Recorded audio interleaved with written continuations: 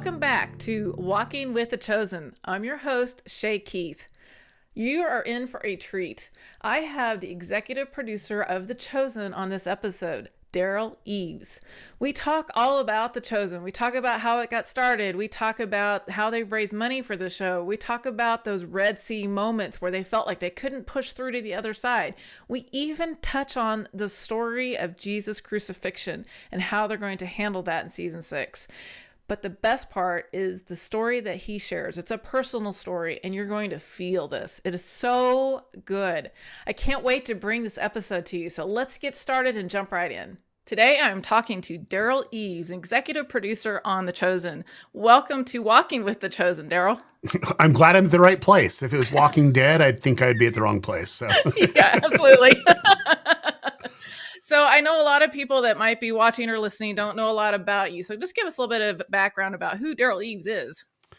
Well, I'm a believer. I actually found Jesus in my teenage years, thank goodness, put me on the straight and narrow path. I was kind of just, I kind of resonate really well with Gen Z right now because I just didn't know who I was and where everything was going. And I had a very religious family, but I had to discover it on my own. And luckily, Jesus found me, and I was able to really submit and really go on a path of really getting the kingdom built. And so I've been kind of on that journey for quite some time. And I actually went to South America for a couple of years and did a missions trip down there and really learned that I love people and really want to help them succeed. And came back and really built a career around influence. And I'm a firm believer on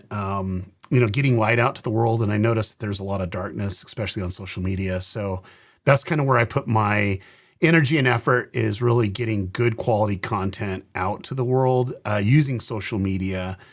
And I've worked with the biggest brands and YouTube creators on the planet. And the goal was, can I have them, first off, create great content that would inspire people and not take down the world? And then two, could we help them scale and grow in a systematic way? And then really figuring out a way to monetize so they can do more. And been on that journey.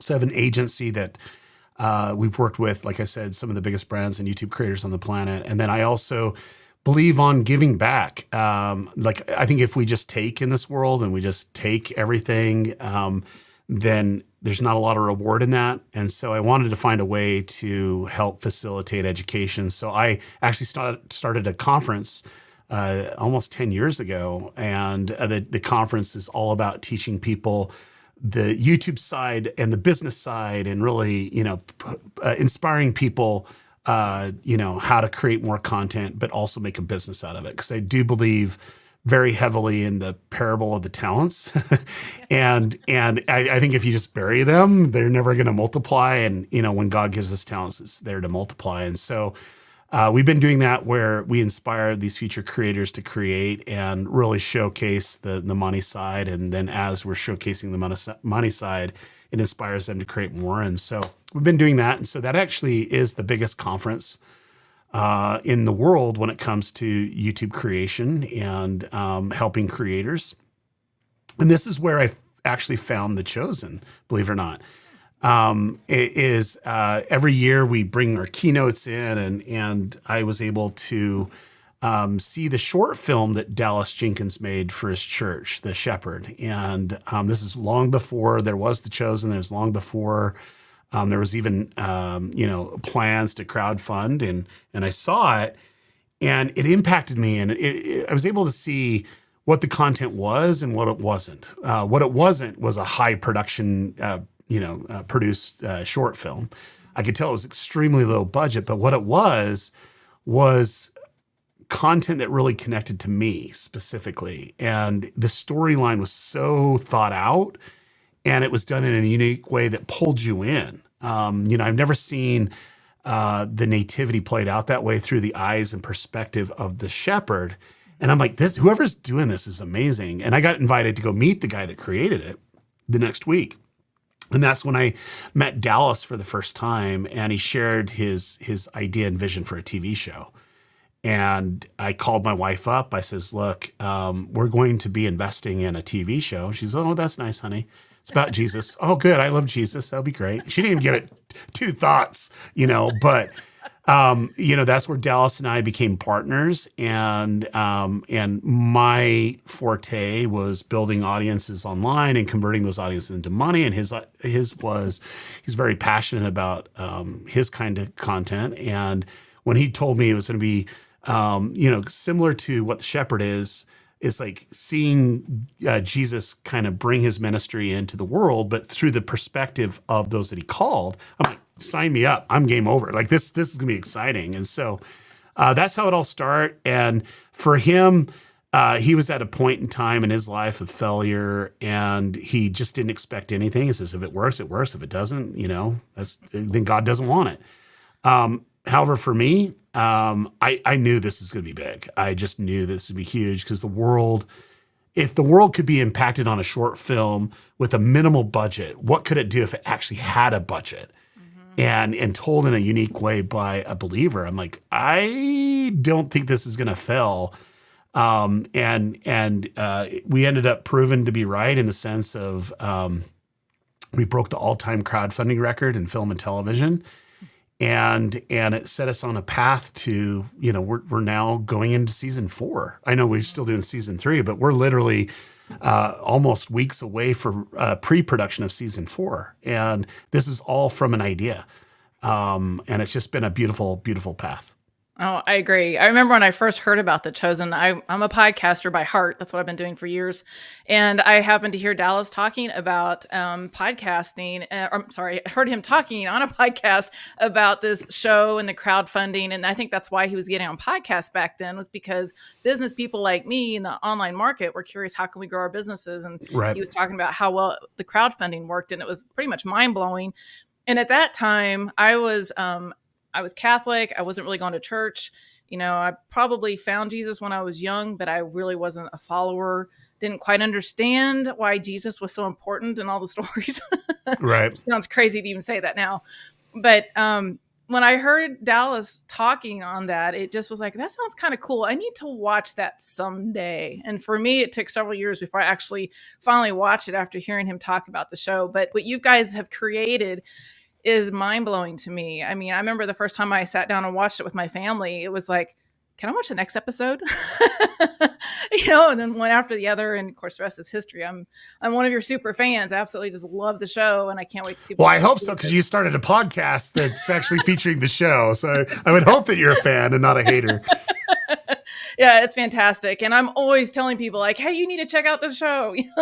Right. I just think it's a great way to break the ice of who Jesus was with people, because you have made him so human to us that we can relate with the humor. And I just watched the most recent episode that was just out this Sunday. And the one scene that really gets me is when Jesus walks into Simon's house and Simon and Eden are fighting. And Jesus is like, hey guys, he's got this big smile on his face. And I was just like, oh, he's just such the actors that you guys chose for the show, everything is just, it's lined up so well. Well, let's talk about something, because I think this is a really, really important point.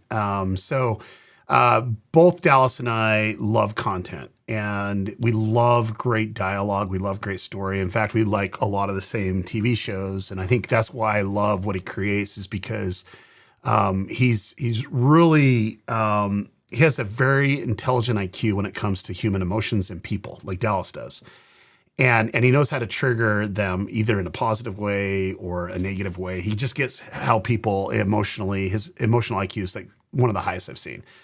And so when he started to share what the show is, he's like, it's going to be raw, it's going to be gritty, it's going to be about people with problems, and then showing transformation as they discover who Jesus is. Mm-hmm. Now, you actually said something at the beginning of this podcast that I want to approach. Like, you can't imagine your life without Jesus. But you had a life without Jesus. Yeah. And you had a moment of a transformation. Yeah. And that's really personal to you, right? It's really personal to you. But it led you on a path and a journey of who you are today. Mm-hmm. Do you know what you just explained? What we just explained? What the show's all about. It's about people that are one way, that are completely different. And the only difference in between is him. is Jesus. Yep. And that's what The Chosen's about. So when he shared that, I'm like, oh, this is gonna be so great. He shared with me the first season, and I started to read the scripts, and I'm like, Dallas, do we want to go this dark for season 1, episode 1? I mean, this is starting out the show. He's like, Derral, did you forget what the show is? The show is about transformation. Like, not everybody's in rose-colored glasses and are singing hallelujah to Jesus. Like, they're in very hard situations, and we need to set that up. But then when you set that up, it shows that payoff of what life is really like. And it's true. And so that's what I love. He's an amazing storyteller.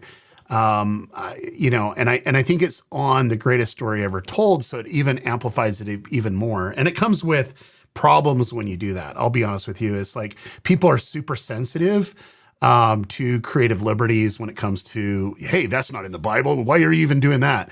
But it's like, at the end of the day, the show's about transformation. It's where we're at as people, and how people, based off their own choice, where they're going to be. Because not everyone that saw Jesus, that heard his messages, made the correct choice. They never said, okay, I'm going to be a follower now. No, he actually was persecuted too, to very, very specific degrees. And I think that's what we're exploring in season 3 is, there's a lot of haters out there that didn't like what he was saying. And even his own family at times, not his own family, but his own community, wanted to throw him off a cliff, and so at the end of the day, that's what we're showing. And we're not doing it in a way that it's ever been done this way before in Christian media, because we're not Christian media. We're just media. But we wanted to be authentic. And it's like real people with real problems, and real situations, and what happens when they're able to intertwine with Jesus or one of his representative, one of his followers.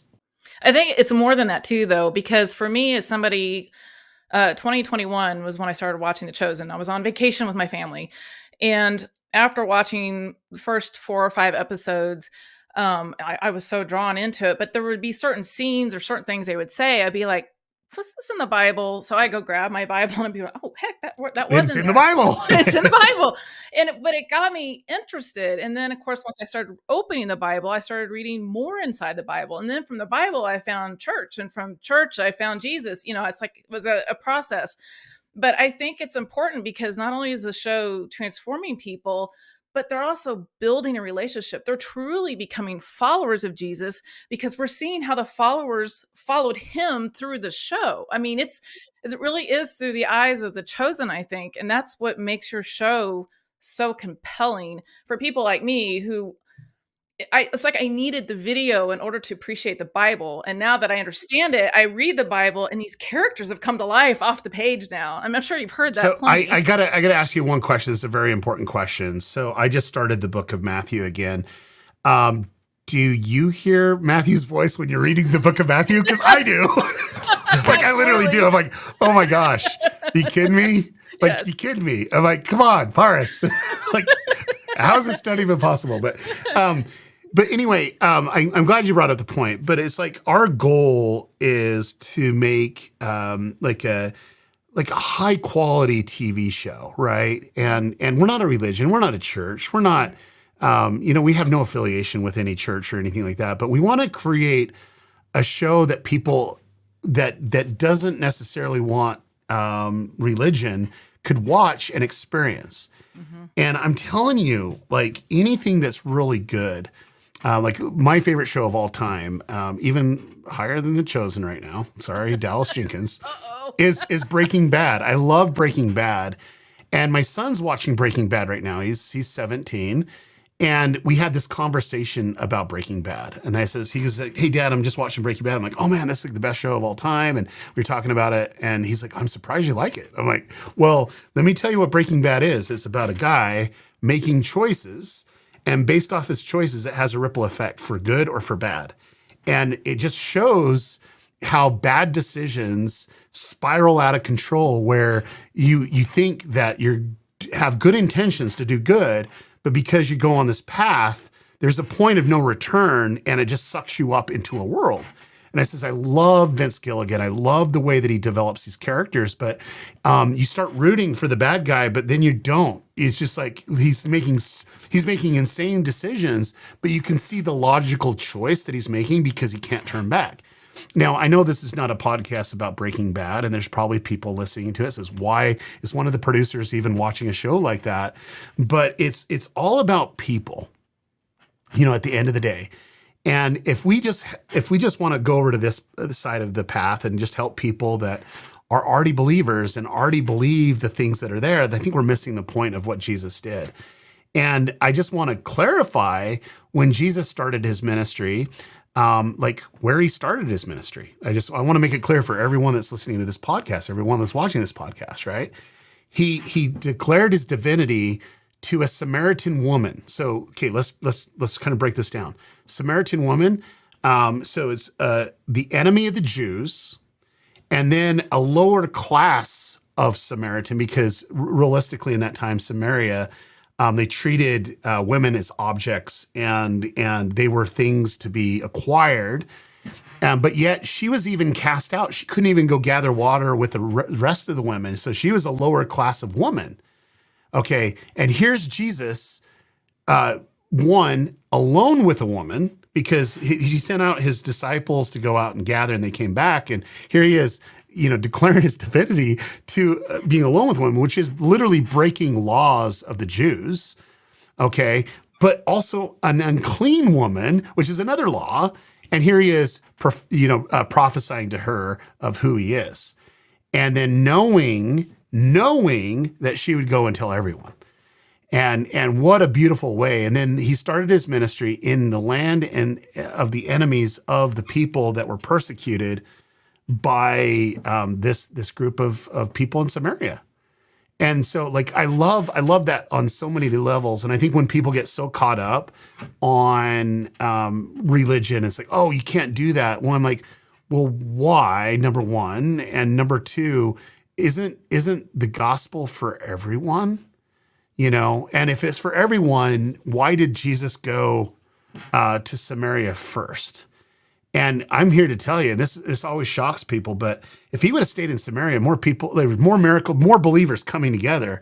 It was just the other side that was having a hard time accepting him, right? And if he would have just stayed in Samaria, it would be a totally different situation, right? But the point that I'm trying to make is this is a TV show. We accept that we're a TV show, but it's just around the gospel and when Jesus started his ministry. And so it's going to be raw. It's going to be real. We're going to have some things that people don't necessarily agree with, and that's okay. We're okay with that. But our end goal is literally having people see an authentic Jesus, and we believe we're portraying the human side of Jesus, which hasn't been explored before.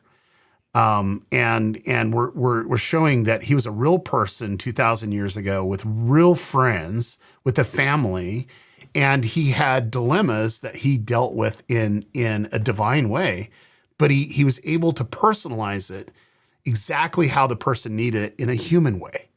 And because he was part human. And so we're exploring that side. And so it's fun. I enjoy and am always surprised what our writers come up with and how the attention to detail that Dallas has as the writer director of really pulling it off. But at the end of the day, we're trying to only please one person at the end of the day, and it's pleasing God. We want to make sure that God, and Dallas can speak more into this, and this is more his realm, but I am a firm believer in backing Dallas up. But Dallas, at the end of the day, is the content decision maker. It's his vision, and I can tell you the weight that he feels, and he wants to get it right. And to get it right sometimes isn't doing what, conforming to what so-called believers think that it is, but it's just showing real people with real problems, with real issues, and how they situationally deal with things. Yeah. And I think that's the goal of The Chosen. And I think it helps because I admire the fact that you guys have a priest, a rabbi, and an evangelical that are like on this round table for him to bounce the storylines off of and to make Yep. sure that it's accurate from that time period and from the Bible. And because as somebody like me who in the Catholic Church, you'd hear the priest, he would give these gospel readings and the other readings, but they didn't necessarily spend the time to explain all the details as to why it was important. It's just how my church was, at least. Right. And so I didn't get the importance of all of it. I didn't understand why he had to come when he did, because of the type of death he'd have to go through. And you guys have done a really great job of showing us like how horrible the Romans were to the Jews. They occupied that land, they treated them terribly. And like you were to your point about the Samaritan woman and how she shouldn't have been up there by herself, but she also shouldn't have been divorced many times. And you're explaining the Bible stories in a way that some people, it's like my pastor recently just said, once that veil comes off and you totally start to understand what the Bible means, the whole Bible makes sense. But you guys are helping with that process. You're removing that veil so that when we do go back to the Bible, it's like, this is making sense to me now. At least that's been my experience. Right. And I think you hit on a very important thing. The Bible's just not for one group, right? Mm-hmm. Right. It's for everyone. And what Jesus taught is for everyone.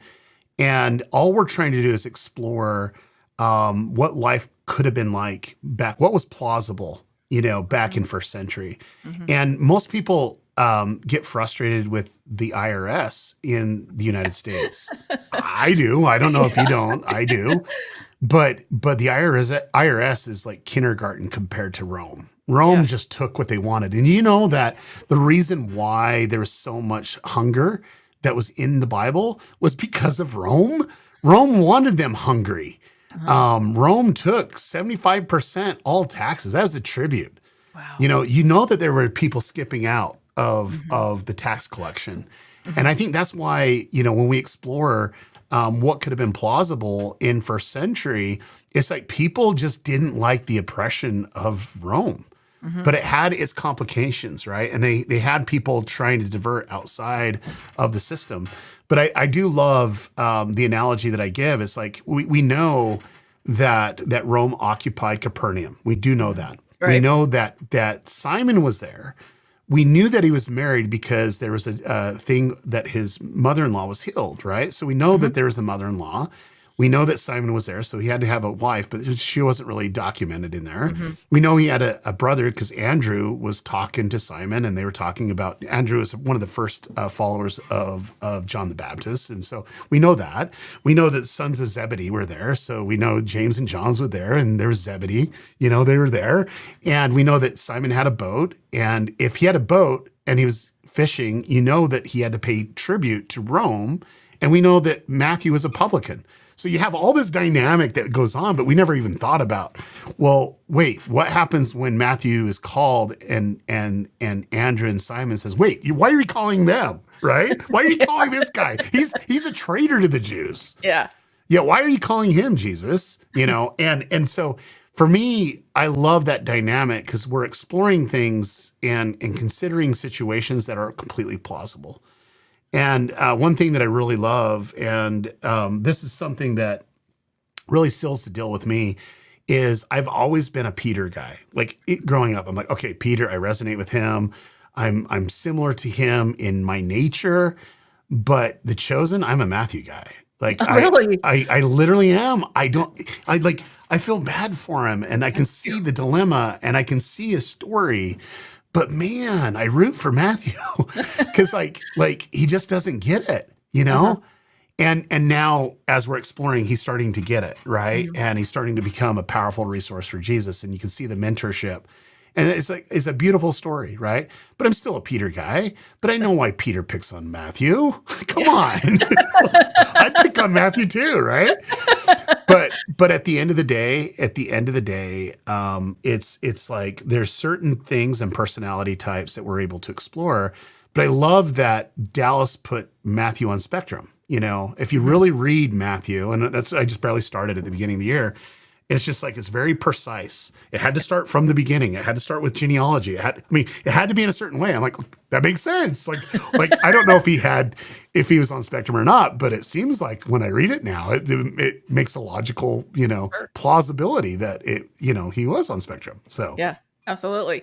So let's talk about some of the stories that you've heard, or even something personal from yourself. I mean, you've been working with the show now for several years. Have you had some transformation yourself where you were one way before and now you're different, or do you feel like, oh no, I'm good, I've been the same the whole time?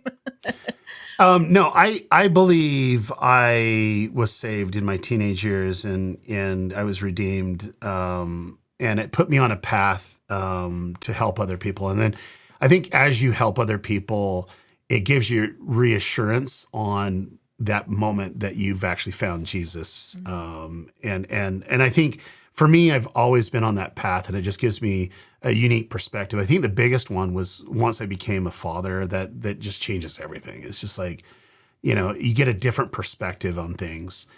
But when it comes to the show, specifically, I believe the show has helped me really understand who Jesus is.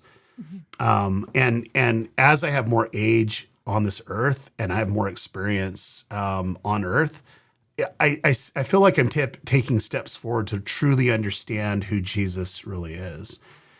We never really explored before the human side of Jesus, like I said, and I'm starting to see Jesus in a different light. Like episode 3. Let me share this one with you because it's just like there's certain things that you read in a script, you're like, did he really do that? And I'm questioning, and I'm talking to Dallas on. Well, there's a certain thing in the first season of episode 3 is Jesus with kids.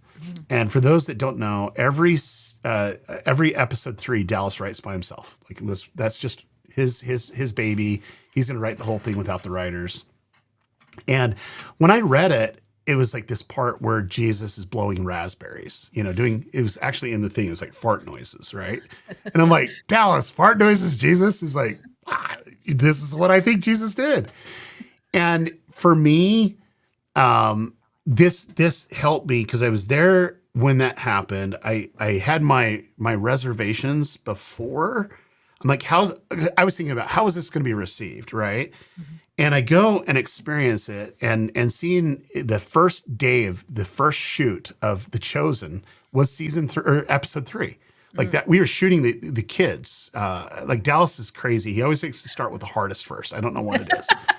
And you never work with kids or animals, and it had both, right? And we're like, okay, like we're trying to figure this thing out. But at the end of the day, that scene hit, and I was there. And I'm like, of course, that's what Jesus did. Jesus always descended to the level of those that he was trying to touch. Mm-hmm. And he connected with them one-on-one. And that's what they needed, And it's like when that moment of trust. And when I'm with the kids, like I do fart noises with the little babies and get them to laugh and whatever and connect. But it literally took them off guard and he helped them realize who he is.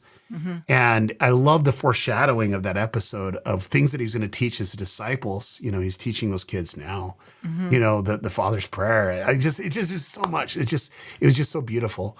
But the point that I'm getting at is, experiencing that, I go, man, yeah, it is. That's how Jesus would have interacted. It wasn't like, keep those kids away. Those kids were coming to him because he was magnetic to everyone. Yeah. And why was he magnetic to everyone is because he was able to connect with them on their level. Mm-hmm. And so every moment that I see, being a part of the show, I think it's peeling back my preconceived ideas of who God was and is, mm-hmm. to the reality of who he really is. Mm-hmm. And it helps amplify the divine side too. It really does. And it's just, I think seeing those moments and then witnessing the miracles along the way, it's just like my testimony of the divinity of Jesus is so high. Mm-hmm. It's so intense. But my testimony and understanding of who he was on the human side is so much more, because that's what it was lacking before. Yeah. And now there's a personality to the context of the Bible, because it's like, I always wondered why people would document certain things. And now I wonder less of that. And I'm wondering, well, now what led up to why they were documenting that? Because now I'm starting to see the Bible in a completely different light. Yeah. Of what was really important. And if it was reiterated over and over again, then there's something of that essence that really we need to learn. And those are the hidden gems that I think The Chosen's kind of pulling out for me. Yeah, and it's funny because, if you know much about the Bible at all, you know where the story's leading up to. And even like before season 3 came out and I saw different scenes, I'm like, oh, there's the scene when Jesus puts his hand on the tomb, and then something about with the tear in his eye, and I knew Lazarus was going to be in Lazarus. Yeah, it's going to be in there. And I thought, I wonder if Lazarus is going to die, is going to bring him back to life. I still don't know what's going to happen yet with the season, but it's like you just kind of have an idea, like, oh, there's that scene where the woman's going to touch his clothing. Somebody touched me. It just gets you so excited. And like I said before, it's bringing the Bible stories to life in a way. But I love, like in this most recent episode, where when Jesus does show up to Simon's house and all the people are all clamoring after him, like you said, he's got that magnetic personality. He's like that. I get the feeling he's like that person that everybody likes to hang around with. It's like, he's just a cool guy. He's got the right personality. Everybody knows he's friendly. He's obviously funny. And it's what we need right now, I think. And when I see what The Chosen is doing, and maybe this is just my own personal opinion, but the world is a broken place right now. There's a lot of evil in our world today. And I feel like The Chosen, my friends and I have talked about this, so we're like, why can't we get more episodes faster? Because we need this. I know there's a lot of work that goes into this, but do you have no idea the amount of work. You have no idea. Do you feel the pressure as an executive producer, like we need to do more with this show and get it out there faster? Well, let me address a couple things. I do believe that the state of the world that we're at, there's a lot of similarities to when Jesus started his ministry. And I think the message that he gave 2,000 years ago is relevant right now. And that's the reason why I am so focused on my goal. And I can't say I speak for Dallas because Dallas has his motivating factors. But for me, I want 1 billion people to see the show. Yeah. I want 1 billion people to be impacted by the show the way that I'm impacted. Mm-hmm. And I think seeing an authentic Jesus with real life situations that they say, oh, I can relate to this person or I can relate to this situation. And I think the world needs that. And they need to see the answer to, that they can discover, like what you did. It's like you were able to go on a transformational journey and really find Jesus and really go on a path, and you're really transformed. Well, I want to see that multiplied. And so that's kind of my motivating factor of producing the show and doing the marketing and the audience development of the show. Mm-hmm. And I think coming down to, we want to, have more episodes come out quicker. That comes to the second factor, which is we don't have some Hollywood studio paying our checks. Like it literally is by the crowd. And now we have a nonprofit that people can donate to, but the whole purpose of that donation is to get the show out faster. Right. So we're trying everything in our power to do it, but we still need people to give. We do, and now they can get a tax benefit from it, and that's why we're working with the Come and See Foundation. And is not only are they helping us raise money for us to produce, but they're going to be translating in 600 languages. Mm-hmm. Like that's happening right now. That's amazing. And then two, they're putting a marketing budget for every dollar that is donated. They're matching $1 for marketing. That's money that doesn't come out of the production budget, and they're going to market it all over the world. I mean, come on now. That's amazing. So I think the purpose of your podcast is to help people get behind the scenes of the show. Mm-hmm. But if you want the content to come out quicker, which we all do, is we got to get it funded. And the only way we get it funded is through the nonprofit. Now, the great thing that the nonprofit's doing is it's giving us a way to amplify our talents quicker, right? So when someone donates it, we're getting a matched dollar for marketing. It's going to get more people in. So hopefully, eventually, we're producing every year, and we're only doing 7 seasons. So we're now almost pre-production of season 4, but that comes through as like how fast we can get the money in. Mm-hmm. Yeah.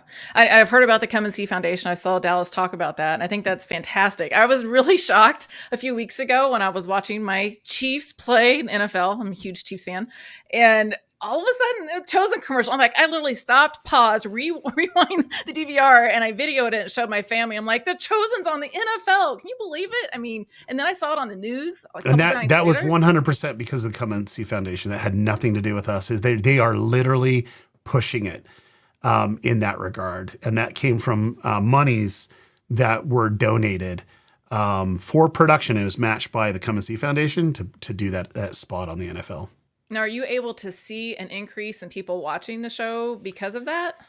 I think we're at the beginning stage of it right now. Come and See started in last fourth quarter of last year, and so I think we'll see more of it this year than we've ever seen before. So I think as we're going into production of season 4, I think we're going to see it more now. The commitment that they're doing is we've never even had an inkling of the budget that they're spending on promotion of the show now. And Yeah. the whole purpose is just to get it out to everyone and get more people watching it. Yeah, that's fantastic. I saw one of the guys talking the other day about seeing that, like walking down the streets in France, and somebody walked over to Jonathan, was like, you've changed my life, or whatever she said. But, it's getting into all these other countries, not just European countries, but countries like India. And I'm sure, I mean, China, I think I've seen people say that they watched it in China as well, right? Yeah. Yeah. I mean, we're in every country except for North Korea. Wow. So we try to get into there. We'll see. Maybe Good we're luck. bootlegged in there. So have you heard of transformational stories from people? Have they been sending you messages, emails, videos that kind of blow your mind? What's going on? Yeah. So early on in the journey,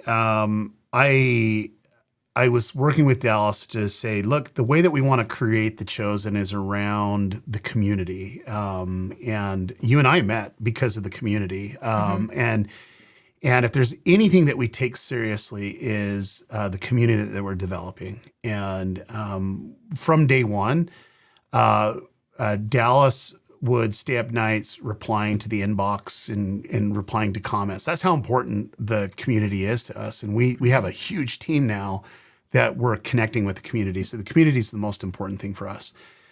Every day we get hundreds, if not thousands, of letters, of DMs, of comments, of transformational stories. And that's actually, I can go right to Slack right now and I can go click on, and I'm going to just do this. I'm not going to show it, but I'm going to do it and just see what I'm missing. But I can click on kind of our Slack group, and we have an area where we put significant stories that everyone needs to see. This is where I get fuel in my tank. It's very hard to do what we're doing. And for me to have motivation, I need to hear stories of impact. And right now, it goes into the Slack group for the whole team to read, and we want to do it. And I got 22 that I haven't read yet. Oh, Like wow. there's 22 right now that I haven't read. Now that's on the impactful stories. We have another area of just the craziness of The Chosen. That means our haters, the people that Oh. hate us, that think that we're going to go to hell because we're making a TV show about Jesus, and Jesus would have never done that. We have some of those, and it's about 10. So 22 to 10. But the point that I'm getting at is we get stories every day, and I want to share just a couple with you because That'd be I think great. it's very, very relevant. Yes. You remember my hesitation that I said with Dallas about starting episode 1 of season 1, and it was really dark. And he's like, "Oh wait, no wait, it's like that's the whole show. Like it's showing transformation." I'm like, "But it's a demon possessed woman in episode 1." And he goes, "Yes, that's so great." I cannot tell you how many people says that's my story. Mary's story is mine, where she was Lilith and she was transformed. And they're talking about suicide and that they were demon possessed, not necessarily with actual demons, but of their past and issues that they're facing. And they were able to see that discovery in that moment of when she was redeemed. That's their story too. And they write these novels of that coming in. We get all that going on.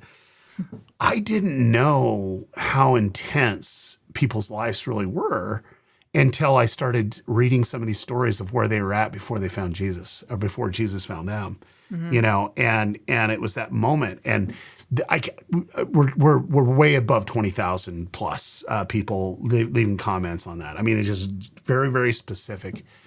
And now there's a moment with little James where people have had sickness or challenges. We're getting the same amount there, so people are connecting with real life problems and things that have impacted their life. But it now speaks to them on a deeper level because it's their story, not just Mary's. It's their story, not little James' story. Yeah. And so that's definitely fuel in my tank. And so the biggest one I want to share with you is, when my son watched The Chosen. So I have 5 kids, and Dad's working on a project, but I've worked with like some pretty massive projects, so it's not new to them. And in fact, I'm the talk of their friends because I'm literally have helped YouTubers that they love, and they're like, "Oh, you got so and so." I'm like, yeah, I mean, we have a house next to this YouTube creator. I mean, we're really connected in that space. And so they've always been surrounded by fame and people, that are moving the needle. And so when I started The Chosen, I got my family together and my kids would consume it, but I always had one, this teenager, he'd fall asleep 4 minutes into it. And I'm not a dad that pushes. I think I had a dad that pushed, and I know how I felt, and I just don't like to push. I just want to create opportunities, for them to do it. So we'd always, binge watch The Chosen, and we'd invite people over and we watch it together. Well, always 4 or 5 minutes into it, my son would just go out, We're now in season 2.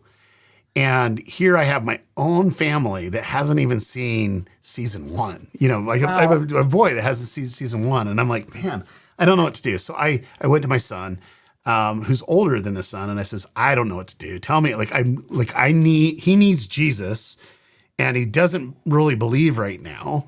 And I know that this can get him on a path that can help him discover who this Jesus is. I just don't know what to do. And he says, Dad, don't worry about it. I got it taken care of or whatever. And I'm like, okay, whatever. So I started, doubling down my prayers that he would actually, discover who Jesus is. And I didn't really care if it was with The Chosen or not. I just felt like that would be a path that he could start consuming. Sure. So anyway, 3 months goes by and we go to binge watch season 1 again. And I made it clear that my whole family's coming in because we were inviting some people. And 4 minutes into it, I ain't kidding you, that kid was out. And I was like, okay. That's all I was doing. I was just praying. I was saying, God, I don't know what to do. I'm like giving this kid all these opportunities. I'm trying to get him into scenarios that he'd be more sensitive to all things God and all things you. And I'm like, I don't know what to do. And so anyways, I just shrugged it off. I'm like, here we go again, right? And anyway, we get through it. We get done about 10 o'clock at night. And I'm like, okay, we got it. Setting the family away. We just literally binge watched 8 episodes, right? And my boy was out for all 8. I don't know how you could be out for all 8 episodes, but he was. And I'm just getting ready to go to bed. And my other son comes up and says, we'll take care of it. I'm like, whatever. So anyway, he had this little conversation. He said, dude, you know how disrespectful you are. I said, here's Dad. Like, he's doing all this stuff and you're not even showing any respect to what he does. Like, you'd go watch a YouTube video from some creator and yet this is what he's the most passionate about. And like, you don't even give him an audience for that. And his Dad's never going to talk to you about this. That's not Dad's way, man. He goes, I know. I'm just tired. And he goes, well, you just slept for like literally 8 episodes. Like, just watch one. Just watch one. And anyway, I went to sleep. We finished with family prayer and whatever. I went to bed. And it was 4 o'clock in the morning, and I hear this knock on the door. Dad, you up? Dad, you up? And I go, what's going on? I go to my door, and I'm freaking out. I don't have anybody really getting up because all my kids sleep in. I'm the only one that get up. I usually get up about 4:30, 5 o'clock. So I'm about ready to go, and I'm freaking out. Okay, what's going on? Who died? Open the door, and tears are just down his face. And I'm like, oh, son, what's going on? He goes, Jesus really lives, right? And I'm like, yeah, he does. Like, what happened? And he goes, I just finished watching season 1 of The Chosen. And I know that God lives. I know that Jesus really lives.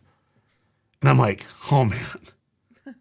I just gave him a hug and we cried for a little bit. And I told him how amazing he is. And I was excited for his journey. And he went to go to bed. And I just went on my knees. And I'm like, if all the problems that I face with The Chosen, all the issues that we have every single day, all the gray hairs that I'm getting because of The Chosen, Yeah. if it was for literally this moment, it was all worth it. Yeah. And I vowed to God, I go, that's what I needed for my household. And I will do everything in my power. I will bring all my loaves and fishes to make that happen in other people's homes.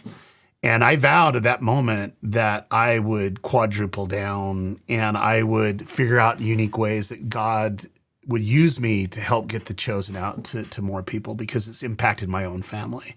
Yeah. Well, right now, that individual that was in my house is now put his life on hold, stop life completely, and is on a missionary trip in South America. Oh my gosh. Because he's like totally getting behind Team Jesus. Oh and I'm my like, gosh. amen, hallelujah. Because that was a kid that I didn't know that would happen. And I mean, and we still have 2 at home. And the next one, he says, Dad, this is a guy that was watching Breaking Bad. So like, well, he was like Jesus. I never really thought that Jesus, I always thought he was out there and he was distant. Mm-hmm. And he goes, Jesus, because of the show, because of The Chosen, I know is approachable. Mm-hmm. And I know he can be my best friend. Like, and we've seen this transformation. It wasn't as dramatic as my other son, but it was dramatic in his own way because now he's like praying more intense. Like when we say family prayer, wow, I love to hear him pray because it's like this personal conversation. And I'm like, wow, where did that all start? But I think it was like, it clicked for him that Jesus was there, that Jesus could understand what he's going through. And it's just beautiful to watch. And so, I would say transformational stories, we get tens of thousands, if not more. But what the story I just shared with you is my own personal story. Sure. And I can give you personal story after personal story. That's just one that impacted my own family. But even my extended family, it's impacted them. And so I think my goal and my mission, more than anything else, is to make sure that as we're connecting with the world, whether through social media or audience development, that we're giving opportunities for all of God's children, not just the children that are believers, right? But all of God's children to want to see the show. Mm-hmm. And that means, do you know what? We need to get more creative on the languages, and we need to get more creative on social so that we're actually able to connect even deeper. Mm-hmm. And leveraging my connections that I built over a lifetime to open up new doors. Mm-hmm. And so that's kind of where we're at with the show. And I'm really excited to say, 2023 is going to be amazing for The Chosen because of the partnerships that we have made with the nonprofit, but too, some of the social media steps we're about to do. And then we got some announcements that are coming up here where we're multiplying things and we're going to do things that people are like, wait, whoa, what's going on here? Like, how are you doing this? But we're really excited about that too, because this content can transform people and it's also entertaining for others. And, it's a beautiful, beautiful thing. Has there been any moments with the show where I know that Jim Caviezel used to talk about when he did The Passion of the Christ, where, some things happened when he was up on that cross. It really seemed like God was there somehow in that filming. Have you noticed anything like that since you guys started recording The Chosen? Every day. Every day. I can honestly say there's a couple themes that we have. So from the beginning, the Dallas and I have been in the trenches, and we have a couple other partners that they came in financially to help us get this things going. But from the trench battle, it's been Dallas and I, and Dallas's wife,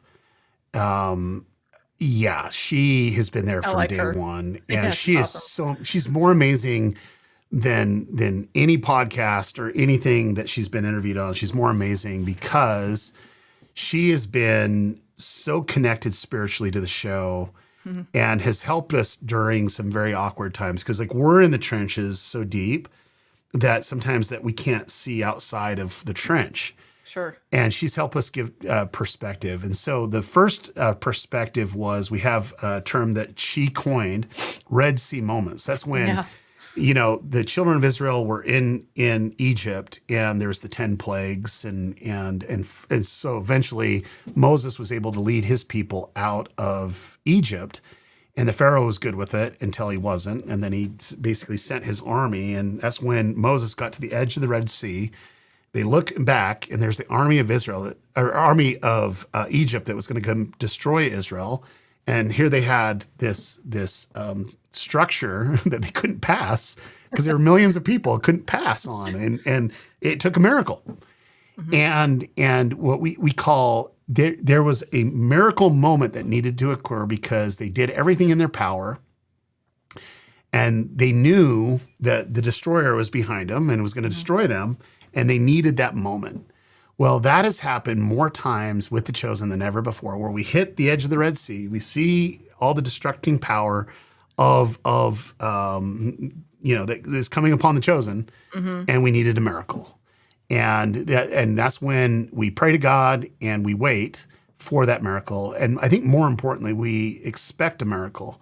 Because if this is God, what God wants, then he needs to open up a path, because we can't do it.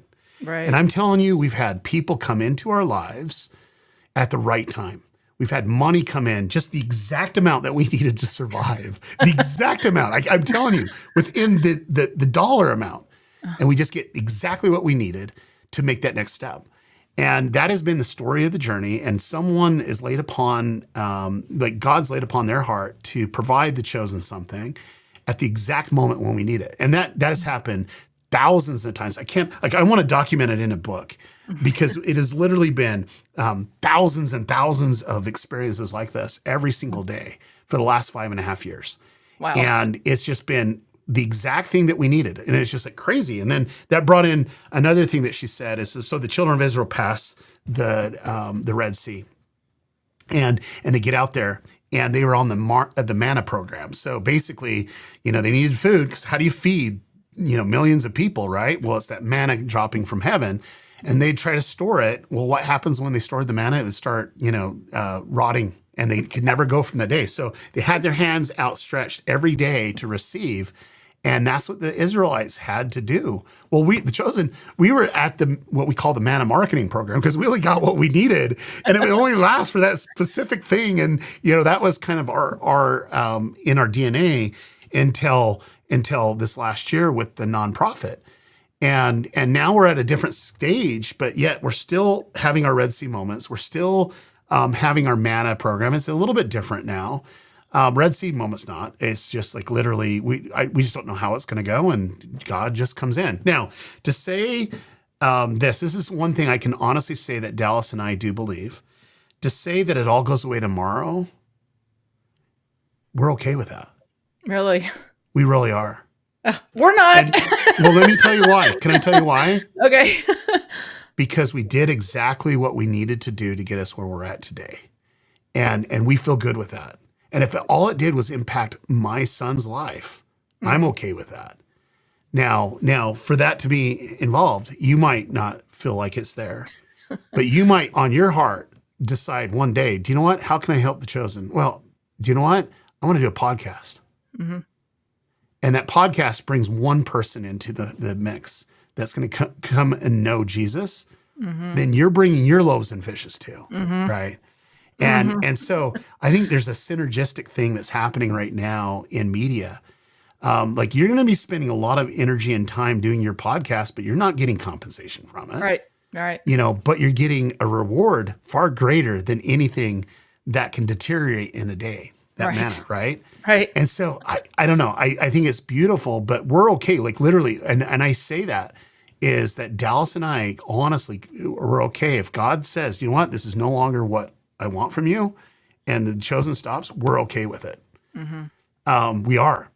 But we're being led to get it translated into 600 languages.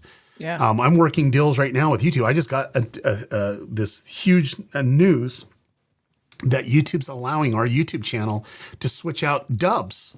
Like we can now switch out our audio and go to a far greater audience. There's only 10 channels that are allowed to do it. Oh, wow. That's amazing. And we're one of them, and so it's just like, come on now, God's opening a path. So we see it, but we're okay with whatever he wants. And we're not in control. We're not steering the ship. Right. All we're doing is each day we're bringing our loaves and fish and we're making an offering and God's multiplying it. and that is in our DNA. That's who the chosen is, from the top down. Now, we have a fiduciary responsibility for our shareholders because we're a public company, and we've taken public money to get the seasons out, and that keeps me up at night because now I'm like thinking, okay, how do I multiply what they've brought? Right. But we're definitely in a different position we were a year ago or 2 years ago, and it has everything to do with who God's inspiring to help the show. And so God's inspired you to help the show in a unique way with your talents, right? And you're bringing your loaves and fishes. Well, the same thing with the nonprofit. It inspired people literally to say, okay, we're going to do it. How you got that football spot? It was some guy goes, do you know what? I need to get the show out there to more people. And he wrote the freaking check for that ad. That's how it happened. I'm hoping that's going to be on the Super Bowl. I'm like, I wonder if there's going to be a Super Bowl ad. I love it how you're thinking the way that I did. Hey, let's go big, right? Yeah. But if it did or not, it doesn't matter. Like what we're going to do is try to get the chosen out in unique ways. And if it is, it's great. If we have that opportunity, that's great. And we're gonna capitalize in the best way possible. If we do get the Super Bowl ad, and I would be surprised if we don't. I would be surprised if we do. It's whatever. If that's what comes up, we're gonna take it head on.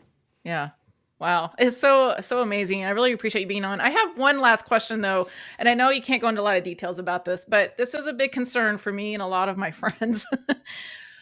Season 6 is going to be a rough season. And how are you going to prepare us for that? I mean, how are we going to no, we've fallen in love with this show, the characters, and that's going to be, we thought we cried a lot now. Well, yeah, I mean, let's just be real. The Chosen's go 7 seasons, so it doesn't stop at 6. No, it doesn't stop, but I think I'm going to address it. So season 6 is the last few hours of Jesus. It's going to show the crucifixion and so on from there. And it's going to be tough because you're going to be emotionally tied to what happened in the Bible. But I think it's going to help you really know and love Jesus even more when you see what he did for us. Yeah. And I think we've read it and we tried it in our mind, but to see it play out with characters that we love and along the way and how it impacts the individual, it's going to impact us too. Yeah. And all I'm going to say is just buy stock in Kleenex. That would be really good because it's going to be a tearjerker along the way. Because if you're already crying in three seasons, every episode. Wait till you have 5 behind you, right? And you're going into the 6th season. And there's a lot of stuff that's still going to happen that's going to give you more context to it. So, yeah.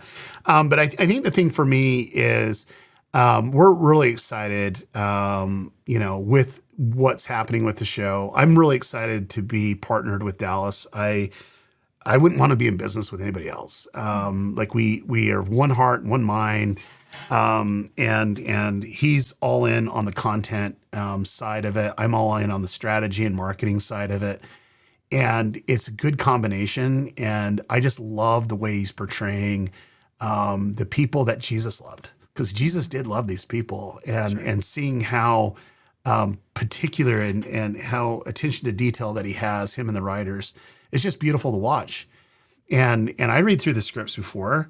And I'm not giving him feedback because it's Dallas's vision on this. And I don't need to give him feedback because the way that he sees Jesus is the way that I see Jesus. And it's a beautiful thing to see. Yeah. And so I know that people who are listening or watching this podcast are probably fans of the show. Mm-hmm. And they're probably wondering what they can do.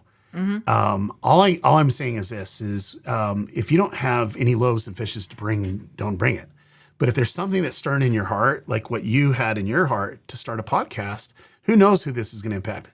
Who knows who's going to impact from these messages and these stories that are being shared here? We just want to inspire more people to create. And whether it's a Facebook post, whether it's calling someone, whether it's sending a text, or it's inviting people to your home to watch the show. That's what we're doing. Because I'm a true believer of this, and I'll end on this. Marketing is all about one person, and that one person that it speaks to. And I know that if that one person, that the show connects to that one person, one becomes two becomes four becomes eight becomes 16 becomes 32, and it multiplies. Yeah. And for us, it's about sharing it with that one person. Because I know my son that was impacted by the show is inviting people to watch the show. That one person is now inviting people to watch the show, and they're discovering an authentic Jesus. They're getting on their knees. They're going back to church. They're having the experience that you had of really feeling like, oh my gosh, where was this? And it's discovering a world that you thought you knew, but you had no clue. But now you're seeing it through a different lens. And that's what the show's all about. And so for us, I would just challenge all your listeners and people that are watching this, viewers, to internalize it and think about one person that they need to share the show with, because that's the only way that we're going to get to 1 billion. I agree. Well, thank you so much for your time today and sharing with my audience the stories and what your plans are with the show and just everything, because I think that's what we need when we don't have a new episode coming out of The Chosen. We need this kind of information to keep us excited and looking forward to the next one. We can always go to the Bible too, but it's fun to to know more about our favorite show, because I know there's a lot of super fans out there just like me. I've been meeting them all the time, and it's fun because I know of somebody. I've been sharing this with my small little Facebook group I've just started, and one of my local friends, she said, I just watched the first 2 episodes. I think I'm hooked. I'm like, I love it. Yes. Love so it. thank you so much, Derral. I really appreciate your time, and thank you for being here today. All right, thank you. Was I right? Did you think that was an amazing episode, hearing Derral talk about his son? As you could tell, I was not ready for that. I didn't realize that was going to be part of his story.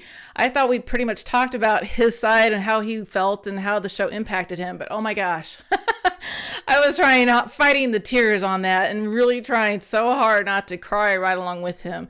I really appreciate Derral for sharing his heart and just letting us know how amazing God is and how he's working in his life.